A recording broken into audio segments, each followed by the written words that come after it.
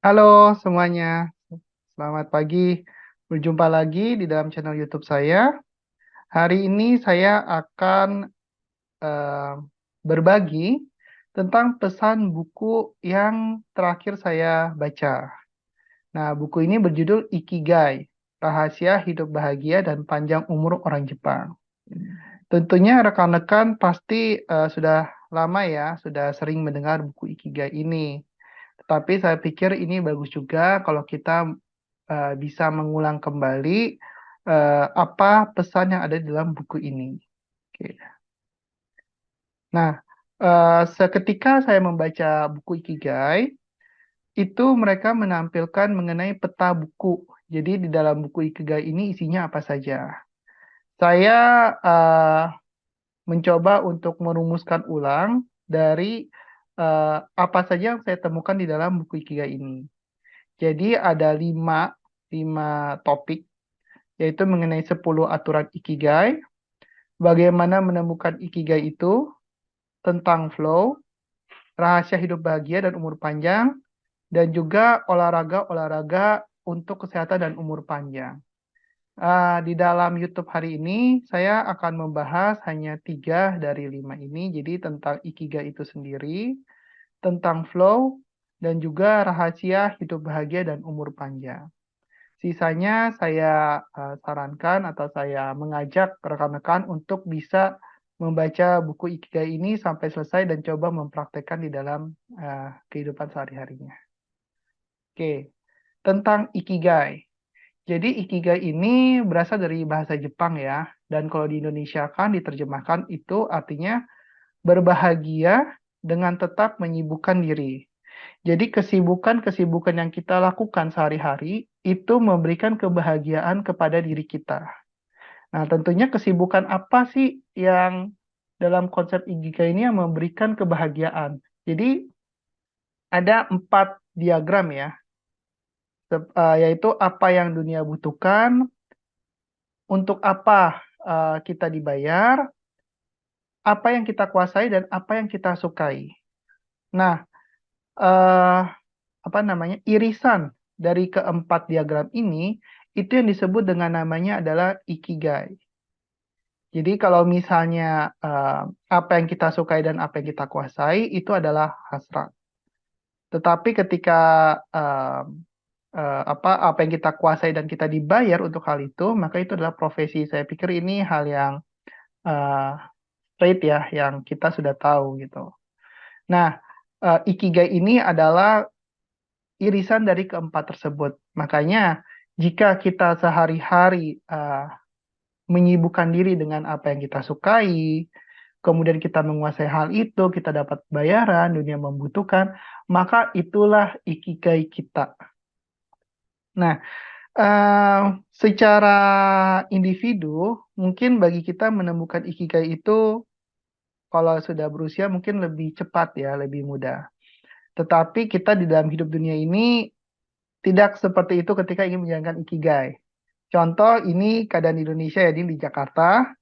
Ketika misalnya kita ingin sudah menemukan pekerjaan yang kita sukai, kemudian lingkungan kerja yang nyaman, tapi setiap hari kita harus berhubungan dengan kemacetan. Tuh. Atau mungkin kalau misalnya di daerah, kita mesti melakukan perjalanan panjang dari satu daerah ke satu daerah, sepi, jalanannya meliuk-liuk, pusing gitu. Itu membuat kita jadi rasanya apa ya, ada stres atau ada tekanan gitu. Atau mungkin juga lingkungan kita bekerja. Jadi di mana saling menyalahkan. Artinya ketika ada problem atau masalah di dalam hal tersebut, maka akan ditunjuk satu orang, siapa yang bermasalah, dia akan menunjuk orang lain, dan dia akan menunjuk orang lain, dan pada akhirnya yang di bawah itu yang menjadi tanggungan untuk masalah tersebut. Gitu. Ini hal-hal yang menjadi tantangan ketika kita sudah menemukan ikigai. Nah, kuncinya untuk menjawab tantangan tersebut adalah kita harus mencintai proses yang kita lakukan. Ya, jadi cintai prosesnya agar kamu bisa pergi lebih jauh. Nah, saya beri contoh misalnya di bagian yang pekerjaan ini. Misalkan kamu berada posisi menjadi levelnya sudah tinggi ya, sudah manajer, sudah punya anak buah, seperti itu. Nah, ketika misalnya ada masalah datang dan kamu disalahkan, ini kamu bisa menghentikannya dengan tidak menunjuk bawahanmu. Seperti itu. Maka proses blaming ini akan berhenti di tempatmu tanpa harus kamu menunjuk ke bawahnya. Begitu. Nah, ini bisa terjadi kalau kamu memang mencintai proses. Ketika proses itu tidak berjalan dengan baik, kamu mau mengulang kembali, mulai lagi memperbaiki apa yang salah, nah itu kamu mencintainya. Di dalam ikigai ini, untuk eh, kita mencintai proses atau untuk kita apa ya, bisa terus sibuk dengan rutinitas yang sama, itu dia ajarkan atau dia cerita mengenai flow. Saya sebut flow ini sebenarnya sebagai fokus ya, fokus. Nah, di dalam buku ini dia memulai tentang flow ini dari Aristoteles, quotes, kita adalah apa yang kita lakukan secara berulang. Maka keunggulan bukanlah tindakan tapi kebiasaan. Jadi fokus kita untuk mengerjakan rutinitas itu setiap hari selalu dengan standar yang sama, kualitas yang sama, atau mungkin lebih tinggi, kualitas lebih meningkat, maka kita menjadi unggul di dalam melakukan rutinitas tersebut. Saya yakin di setiap pekerjaan itu pasti ada rutinitas yang kita lakukan. Nah, flow ini di dalam buku Ikigai, dia menjelaskan bahwa flow adalah keadaan saat seseorang begitu tertarik pada suatu aktivitas, sehingga tidak ada hal lain yang tampak penting.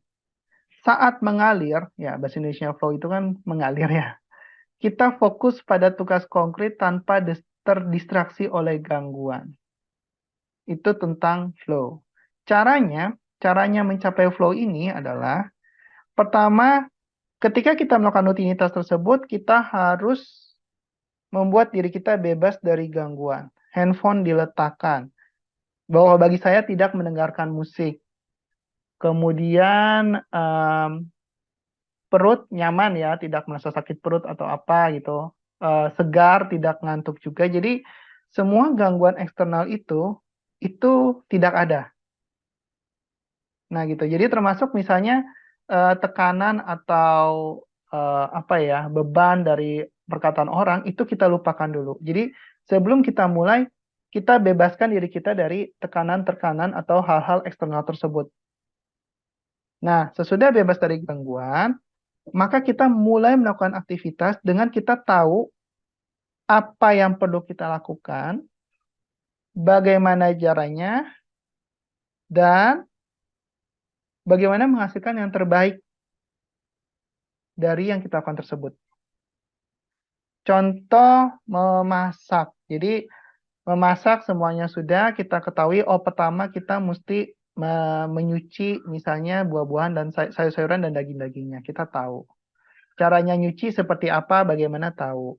Dan berapa kali itu dicuci, seberapa baik, berapa kali dicuci supaya rasanya tetap lezat, tapi bersih juga untuk orang yang memakannya. Gitu. Lalu setelah kita lakukan itu, kita terampil. Jadi ketika kita itu kan masih di dalam apa maksudnya pikiran kita ya, kita tahu apa bagaimana seberapa baik kita lakukan, kita keterampilannya kita lakukan ya, kita ambil, kita cuci, kita potong-potong gitu. Kita tahu keterampilan dan selama kita melakukan itu tantangannya apa aja dan ini tujuannya untuk apa gitu. Dengan kita membiasakan atau ketika melakukan aktivitas kita punya mindset dan keterampilan seperti itu, maka flow atau fokus itu akan mengalir di dalam kerjaan yang kita lakukan. Begitu. Nah, ada cerita di buku ini. Jadi ceritanya tentang tukang sushi, pembuat sushi di Jepang.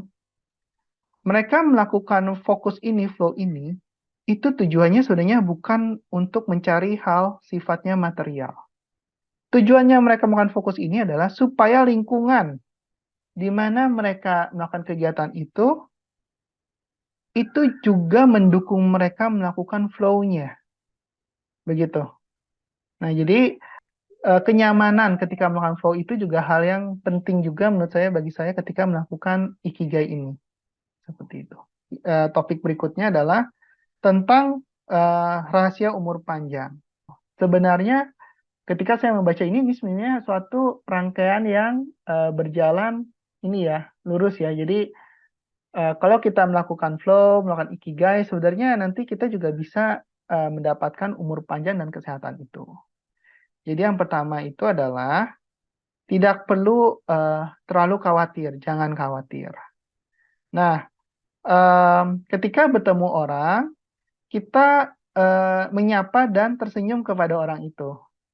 Sehingga orang yang melihat kita tersenyum, maka biasanya dengan mudah akan membalas senyuman kepada kita juga. Yang kemudian yang kedua adalah kita tumbuhkan kebiasaan baik. Nah, pada waktu menulis buku ini, mereka pergi ke suatu kota di Jepang. Kota itu disebut sebagai kota yang longevity, jadi kota umur panjang, karena penduduk di sana kebanyakan umur panjang. Ternyata penduduk di sana, walaupun usianya tua, mereka tetap beraktivitas. Jadi merutinkan jari-jari, ya entah jari tangan, jari kaki, jadi bergerak supaya tubuh ini tetap sehat.